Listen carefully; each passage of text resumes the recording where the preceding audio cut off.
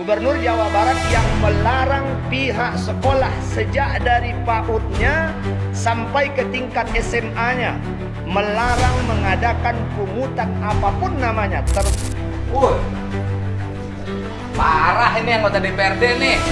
Karena kalau di negara lain, di Amerika itu, PANG ini orang-orang yang anti kemapanan. Yang paling viral adalah Gubernur Jawa Barat yang sudah sangat berani. Pasar itu juga di Purwan Sorangan wae.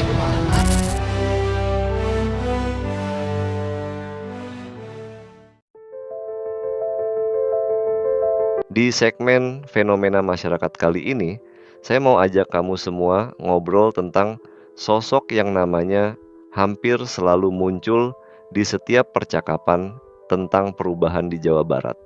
Sosok ini dikenal berani, kadang kontroversial, tapi juga sering dianggap sebagai pemimpin yang punya keberpihakan jelas kepada rakyat kecil. Siapa lagi kalau bukan Kang Deddy Mulyadi. Kalau kita lihat berita akhir-akhir ini, banyak langkah Deddy yang mengundang pro dan kontra. Ada yang menganggap beliau pionir perubahan, ada juga yang merasa langkahnya terlalu frontal. Tapi kalau dipikir-pikir, memangnya dalam hidup ini ada keputusan yang bisa memuaskan semua pihak sekaligus. Hari ini, saya mau ajak kalian melihat sosok Kang Deddy dari dua kacamata. Bukan hanya sebagai pengkritik, tapi juga sebagai pengagum langkah berani beliau. Karena saya percaya, seorang pemimpin sejati layak dilihat dari berbagai sisi, bukan hanya dari satu sudut pandang. Kalau kita mulai dari yang paling baru, gebrakan beliau soal pembongkaran bangunan liar di kawasan Puncak jadi perbincangan nasional. Hibis Fantasy, sebuah tempat wisata modern yang digadang-gadang bakal jadi magnet baru wisata Puncak, justru dibongkar karena dianggap melanggar izin dan merusak kelestarian alam. Banyak yang mengapresiasi langkah ini. Akhirnya ada pejabat yang benar-benar berani melawan kepentingan bisnis besar demi lingkungan. Tapi di sisi lain, kita nggak bisa tutup mata terhadap dampaknya. Pedagang kecil, pekerja harian, bahkan tukang parkir yang menggantungkan hidup dari tempat itu tentu merasa terpukul. Buat mereka, penggusuran bukan cuma soal kehilangan tempat, tapi juga kehilangan sumber nafkah. Mungkin kamu bertanya-tanya juga, apa mereka sudah disiapkan solusi sebelum pembongkaran dilakukan? Atau ini murni langkah penegakan hukum yang kurang mempertimbangkan aspek sosial? Namun di luar itu, kita harus akui keberanian Kang Deddy. Nggak banyak pejabat yang berani mengambil langkah tidak populer seperti ini, apalagi di tengah tekanan berbagai kepentingan. Lanjut ke kebijakan di bidang pendidikan. Salah satu langkah yang mencuri perhatian adalah penghapusan PR untuk siswa sekolah dasar dan menengah. Alasannya jelas, anak-anak butuh waktu lebih banyak untuk bermain, bersosialisasi, dan mengembangkan kreativitas di luar bangku sekolah. 1. Habiskan seluruh pembelajaran di sekolah. Tidak boleh anak-anak pulang ke rumah ditumpuki PR. Karena PR itu bertentangan dengan spirit pendidikan. Ya, kalau kamu masih ingat masa kecilmu, mungkin kamu juga pernah merasa PR itu lebih sering bikin stres ketimbang bikin pinter. Ya, tapi di sisi lain, PR juga membantu membangun disiplin belajar. Ya, jadi tanpa PR, apa sekolah sudah cukup kreatif, mengembangkan metode belajar yang menyenangkan dan efektif di kelas. Beberapa guru merasa terbantu karena beban administrasi mereka berkurang. Tapi ada juga yang bingung karena PR selama ini dianggap alat bantu menguatkan materi. Ini membuat kita berpikir, apakah setiap inovasi pendidikan memang perlu diimbangi dengan pelatihan guru dan kesiapan kurikulum? Karena niat baik tanpa persiapan matang, bisa-bisa hasilnya malah jauh dari harapan.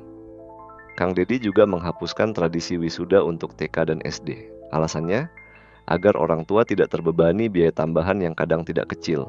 Siapa yang bisa membantah kalau ada orang tua yang sampai harus berutang demi membayar toga, foto, dan acara seremonial? Tapi, seperti banyak hal dalam hidup, wisuda bukan cuma soal uang. Buat banyak keluarga, itu adalah momen penghargaan untuk perjuangan anak-anak mereka. Jadi, keputusan menghapus wisuda ini punya dua sisi. Membebaskan sebagian orang dari beban, tapi juga menghilangkan kesempatan bagi sebagian lain untuk merayakan keberhasilan kecil yang penuh makna. Di sini, saya rasa kita bisa belajar satu hal penting. Dalam membuat kebijakan, empati harus berjalan beriringan dengan logika, karena tidak semua masalah selesai dengan aturan baru. Kadang, memberi pilihan lebih bijak daripada memaksakan larangan. Selain itu, Kang Deddy juga melarang study tour ke luar Pulau Jawa. Tujuannya untuk menghindari komersialisasi pendidikan. Siapa yang bisa menyangkal kalau banyak cerita study tour yang malah lebih mirip wisata belanja daripada perjalanan edukatif? Biaya puluhan juta, manfaatnya minim, dan pada akhirnya hanya membebani orang tua. Tapi apakah semua study tour buruk? Bukankah pengalaman belajar di luar daerah bisa membuka wawasan anak-anak tentang keragaman budaya, ekonomi, dan sosial di Indonesia? Kalau dikelola dengan benar, bukankah itu bisa jadi bagian penting dari pendidikan karakter dan nasionalisme?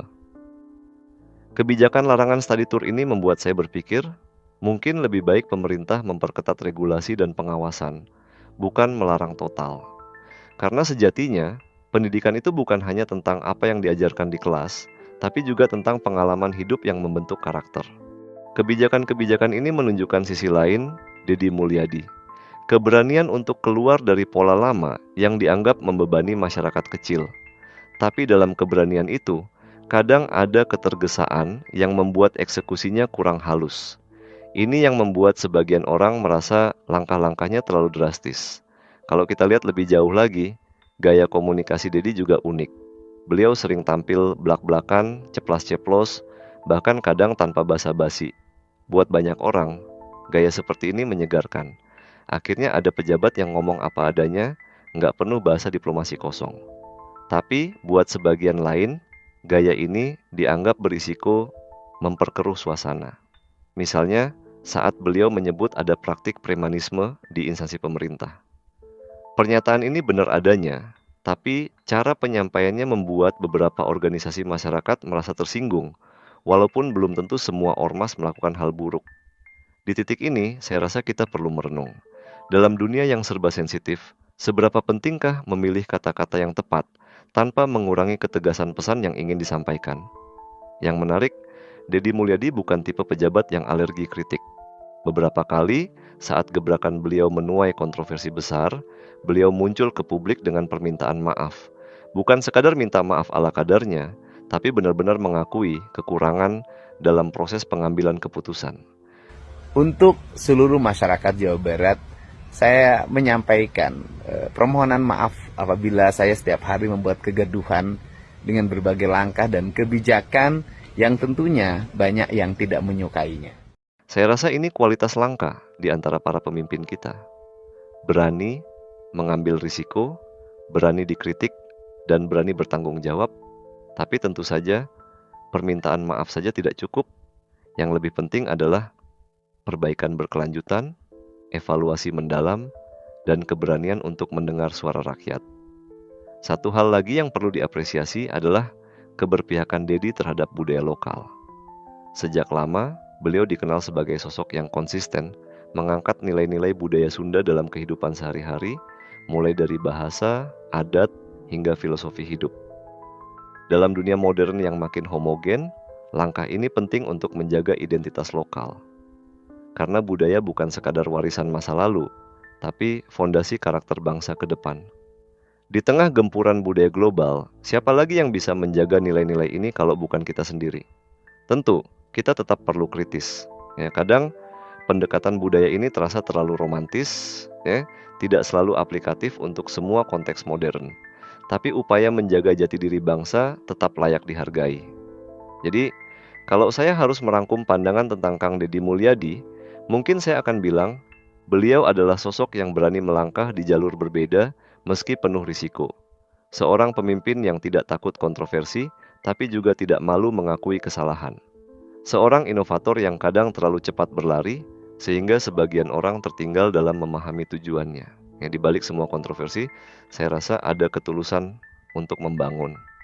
Mungkin kamu bertanya-tanya, apakah ketulusan saja cukup? Tentu tidak. Tapi ketulusan yang diiringi dengan keterbukaan untuk belajar, memperbaiki, dan melibatkan masyarakat itu adalah fondasi perubahan sejati. Pada akhirnya, yang membuat seorang pemimpin dikenang bukan hanya kebijakan-kebijakan besar yang ia keluarkan, tapi juga cara ia mendengar, cara ia memperlakukan orang kecil, dan cara ia bersikap ketika menghadapi kegagalan. Sekarang, saya mau ajak kamu semua merenung, dalam hidup kita sehari-hari, berapa sering kita berani mengambil keputusan sulit? Berapa sering kita mau belajar dari kesalahan dan terus memperbaiki diri tanpa kehilangan semangat untuk berbuat baik?